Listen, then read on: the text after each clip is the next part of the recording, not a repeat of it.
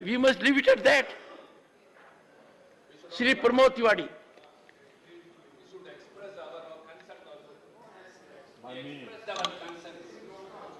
माननीय सभापति जी, मैं आपका बहुत बहुत आभारी हूं कि आपने मुझे बोलने का अवसर दिया है। कल हम सब नए भवन में जाएंगे। ढेर सारी व्यक्तिगत यादें यहां से जुड़ी हैं और देश के इतिहास को देखें तो मैं गर्व के साथ कह सकता हूं कि हम सब उस सदन के सदस्य हैं जिसने इस देश का गौरवशाली इतिहास रचा है राज्यसभा में। माननीय कैसे भूल सकते हैं हम इस संसद भवन को 14 और 15 अगस्त की रात में पंडित जवाहरलाल नेहरू का वो भाषण, जब आज़ादी का उद्घोष हो रहा था तो उन्होंने कहा था जब सारी दुनिया सो रही है तो उस समय हिंदुस्तान जाग रहा है एक नया डेस्टिनी, एक नया अध्याय लिखने के लिए। ये साक्षी है उन घटनाओं का, ये साक्षी है संविधान बनाने का। मैं इस विवाद में नहीं पढ़ूंगा कि 75 साल 2 साल पहले पूरे हुए या 75 साल 2 साल बाद पूरे होंगे। मैं इतना जरूर कहना चाहता हूं, इसके निर्माताओं को प्रणाम करते हुए कि आपने एक ऐसा संविधान दिया। इस संविधान की खूबसूरती के लिए तो मैं एक जिक्र करना चाहता हूं कि भारत का नक्शा देखें। भारत में लोकतंत्र पहले दिन से जिंदा है, 15 अगस्त 1947 से आज तक जिंदा है। एक क्षण के लिए यहां लोकतंत्र कभी समाप्त नहीं हुआ है। लेकिन जरा भारत का नक्शा उठा के देख लीजिए, बगल में नेपाल में क्या हुआ, पाकिस्तान में क्या हुआ, चीन में क्या हुआ, श्रीलंका में क्या हुआ।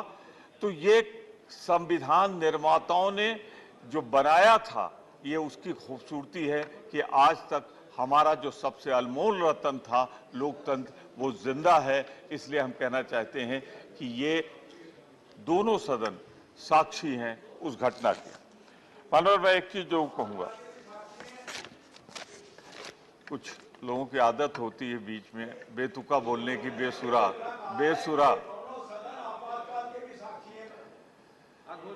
रुक जाओ। मानवर, मैं तो बहुत प्यार से बोल रहा था, लेकिन कुछ लोग होते हैं, अब जब ये बोल दिए तो इनको बता दूं, उस आपातकाल को संविधान के दायरे में लगाया गया था। आपने जो लगाया है उस संविधान के दायरे में नहीं, बल्कि संविधान का ताना बाना पहन के लगाया है। और आज आपातकाल जैसी तिवारी जी, कई बार प्यार से बहुत डर लगता है। सही बात है सर, अपना अपना अनुभव। देखिए,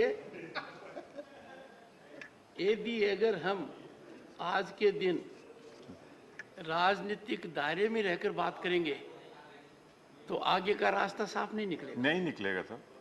आज की हकीकत जब मैं यहाँ सुनता हूँ और दुनिया के लोगों से सुनता हूँ तो मुझे लगता है मैं कहाँ आ गया sir. Let us be proud of our accomplishments. They are product of our human resource, sir, our bureaucratic system, sir, our visionary leadership. Where is the harm in it? मैं वही काम कर रहा था, बीच में विघ्न हो गई। वो नहीं, मैं तो तारीफ कर रहा था लोकतंत्र के निर्माताओं को, संविधान के निर्माताओं का। ठीक है सर, विघ्न कौन डालते हैं आप भी जानते हैं, हम भी डालते हैं। सर, लोकतंत्र की सबसे बड़ी खूबसूरती क्या है सर? ये एक ऐसा चमन है जिसमें रंग बिरंगे फूल खिलते हैं। हर रंग के फूल को जब खिलने दिया जाता है तो लोकतंत्र मजबूत होता है। मैं फिर किसी की तरफ इशारा नहीं कर रहा हूं, पर सिर्फ ये कहना चाहता हूं कि इस लोकतंत्र की सबसे बड़ी बूटी यही थी कि यहाँ हर धर्म को, हर भाषा को, हर जात को फूलने फलने का अधिकार मिला था।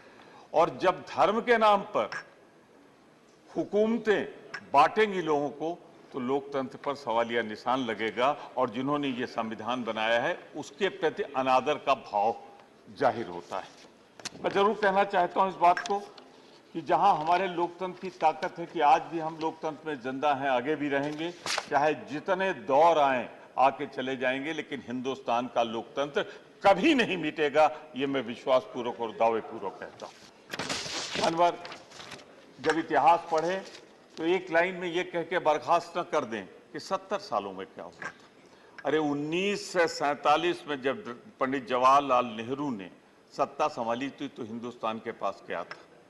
कितने गांव में बिजली थी, कितनी हम बिजली पैदा करते थे, कई गांव में हमारा टेलीफोन सेवाएं थी, कई गांव में मानवर विकास के लिए सड़कें थी। आज अगर है तो सारे लोगों ने मिलकर काम किया है, इसलिए आज ये दौर आया हुआ है। तो मैं एक बात जरूर कहना चाहता हूं, जब गौरवशाली इतिहास पढ़ा जाए तो प्रधानमंत्री नेहरू के किए कार्यों की सराहना के बने हिंदुस्तान का इतिहास अधूरा रहेगा। उन्होंने जो योगदान दिया, शास्त्री जी का संक्षिप्त कार्यकाल था। आपको बधाई, शुभकामनाएं, इस उम्मीद के साथ कि आप याद रखेंगे कि अभी मेरा 10 मिनट बाकी है। धन्यवाद। मानवर भूल गए हो तो मैं बता दूं, मानवर शास्त्री जी का, मानिया जी, शास्त्री जी का कार्यकाल बहुत संक्षिप्त था। 18 महीने में उस शख्सियत को हमेशा हिंदुस्तान याद रखे जिसने जय जवान जय किसान का नारा दिया था। तब वो हिंदुस्तान था जब युद्ध रोकने के लिए 65 का हम पर PL 480 की धमकी दी गई थी, उससे भी हम निकले। मानवर, इंदिरा जी के बगैर इंडिया का इतिहास अधूरा रहेगा। अरे ये वो इंदिरा गांधी है जिसने महिला सशक्तिकरण किया, बांग्लादेश का निर्माण किया। अरे लोग तो इतिहास में कुछ पन्ने लिखते हैं, उन्होंने तो ज्योग्राफिया बदलकर दुनिया के नक्शे में जब तक बांग्लादेश रहेगा इंदिरा गांधी का नाम रहेगा। और इंदिरा गांधी की कोई ताकत तो थी, इंसानियत थी, शराफत थी, संसदीय मर्यादाएं थी कि अटल बिहारी वाजपेयी ने उनकी तुलना दुर्गा मां से की थी। ये है देश का लोकतंत्र। मानवर, आज बड़ी बात होती है डिजिटल इंडिया। इसका जन्मदाता कौन था? राजीव गांधी। क्या हम उनके योगदान को भुला सकते हैं? पिछड़े वर्गों को, दलित वर्ग को, महिलाओं को अगर पंचायत राज में, नगर निकाय में आज वो मेयर के पद पे बैठी हैं, बड़े बड़े पदों पे जिला पंचायत अध्यक्ष बैठी हैं, तो कांग्रेस के प्रधानमंत्री राजीव गांधी का योगदान है उसमें। मैं इतना जरूर कहना चाहता हूं आपसे, आज युवा आभारी है। 18 साल के नौजवान को अगर मिला है तो इन्हीं 70 वर्षों में मिला है मताधिकार। मानो मैं आगे बात बढ़ाऊं अगर, तो इतना जरूर कहना चाहता हूं, PV नरसिंह राव जी ने आर्थिक उदारीकरण शुरू किया। उन्होंने, मनमोहन सिंह जी ने उसको परवान चढ़ाया। आज भारत की जो ताकत है ना दुनिया में, वो सपनों से नहीं आई है, इन दोनों के उदारीकरण के कारण आई है। हम इनके योगदान को नहीं भूल सकते। पर एक बात जरूर कहना चाहूंगा आपसे, उदारीकरण का जो आज स्वरूप है वो उधारीकरण और बेचीकरण में तब्दील हो रहा है, उसे रोका जाना चाहिए। हमारा उदारीकरण और बेचीकरण के बीच में बहुत बड़ा फासला है। मानवर, मैं ये जरूर कहूंगा कि इस संविधान की तीसरी सबसे बड़ी मर्यादा है कि फेडरल स्ट्रक्चर, हाँ वही, आप शुरू कर दीजिए 10 मिनट। फेडरल स्ट्रक्चर, राज्यों के मिलकर ही ये संघ बना है और इसीलिए हम यहाँ बैठे हुए हैं। मैं सिर्फ इतना कहना चाहता हूँ आपसे, इतना विनम्रता पूर्वक कहना चाहता हूँ आपसे कि फेडरल स्ट्रक्चर को राज्यों के अधिकार के साथ खिलवाड़ न किया जाए।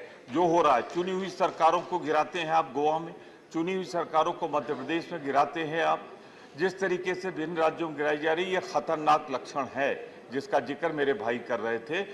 वही आपातकाल की तानाशाही जो बिना लगाए आई जा रही है। मैं सिर्फ इतना कम करना चाहता हूं, 2 बात कह के मैं समाप्त कर दूंगा, सिर्फ 2 मिनट, कि एक खतरनाक बात की ओर मैं इशारा कर रहा हूं, दिल में सबको अच्छी लगेगी, मेरी 2 ही मिनट की बात थी, सबको अच्छी लगेगी, लेकिन बोलेंगे नहीं पार्टी प्रतिबद्धताओं से। पहले सांसद के अधिकार होते थे, विधायक के अधिकार होते थे, मंत्री के अधिकार होते थे, इससे लोकतंत्र की ताकत बढ़ती थी।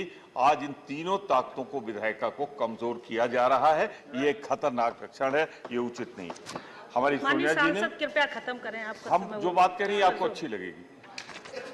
सोनिया जी ने एक पत्र लिखा है 9 पॉइंट, बहुत अच्छा है, आप भी पढ़ लीजिएगा और इनको भी पढ़ा दीजिए, कह दीजिए उसको मान जाए तो 75 साल का सब कुछ हो जाए। बहुत बहुत धन्यवाद, एक बार फिर आपको बधाई।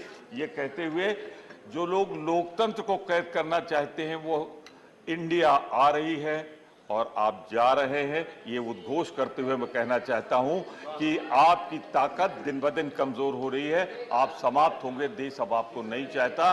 इंडिया आएगा, इंडिया जीतेगा। माननीय सांसद करोड़ीलाल मीणा जी, माननीय सांसद करोड़ीलाल मीणा।